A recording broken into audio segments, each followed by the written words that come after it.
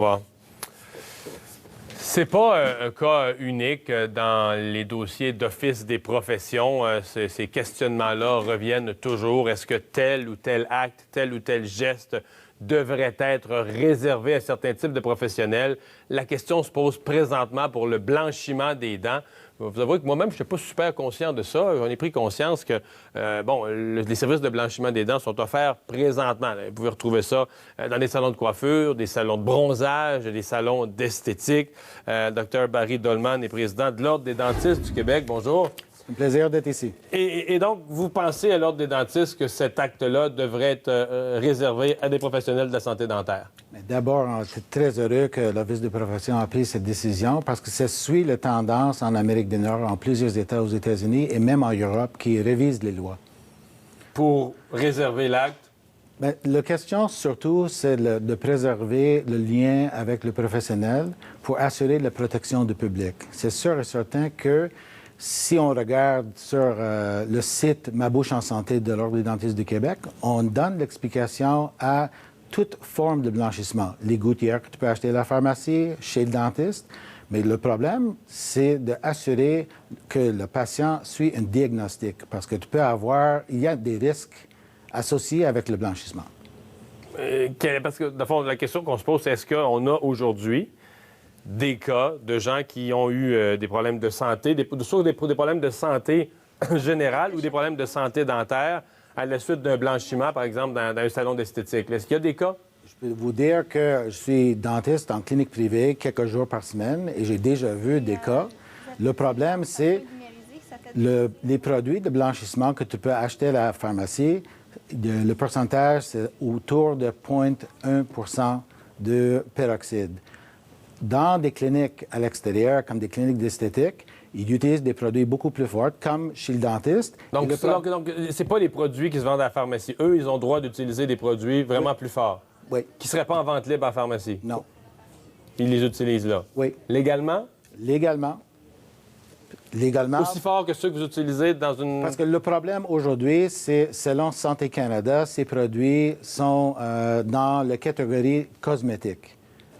Dans le sens que c'est comme maquillage. Mais le problème, c'est quand tu mets un produit chimique en bouche, il faut protéger le public. Si, par exemple, le produit tombe sur une gencive qui est malade, vous êtes certainement au courant, par exemple, d'un de tes anciens collègues qui a un cancer de la bouche. Imagine que cette personne tombe chez l'esthéticien pour avoir un blanchissement des dents.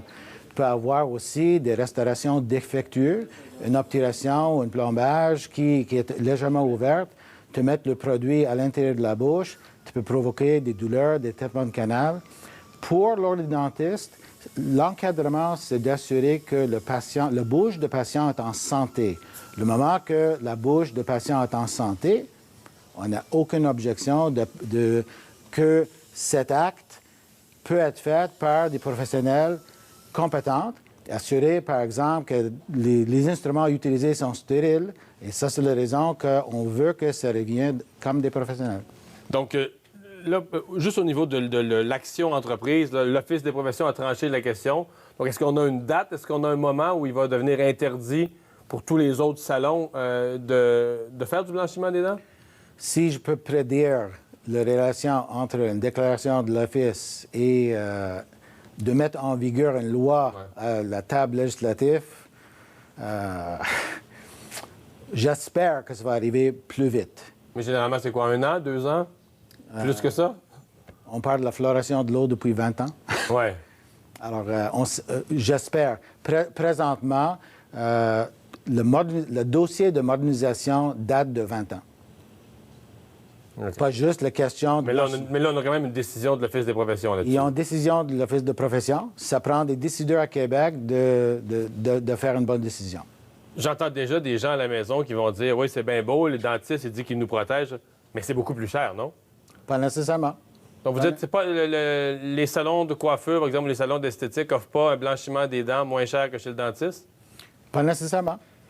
Pas nécessairement du tout. Et comme j'ai dit, moi, j'ai aucune objection, si vous avez une bouche en santé, d'aller à la pharmacie et d'acheter des produits de blanchissement. Mais c'est votre dentiste qui va faire un examen de la bouche et dire, bon, Mario, votre bouche est en santé, tu n'as pas des obturations ouvertes, tu n'as pas des lésions cancéreuses. Si tu décides de faire un petit blanchissement avec les agents que tu peux acheter à la pharmacie, pourquoi pas? Ou peut-être, je vais vous dire que dans votre cas, à cause d'une couronne, c'est mieux d'utiliser tel produit pour ne pas avoir un décalage entre le blanchissement et des restaurations déjà existantes en bouche. C'est complètement normal. D'aller chez le dentiste, ce n'est pas une question de cosmétique. Tu peux aller de faire nettoyer tes souliers n'importe quelle place, mais c'est un acte invasif en bouche. M. Dolman, merci d'avoir été avec nous. Ça me fait plaisir. Au revoir. On s'arrête, on va faire une pause, on va parler.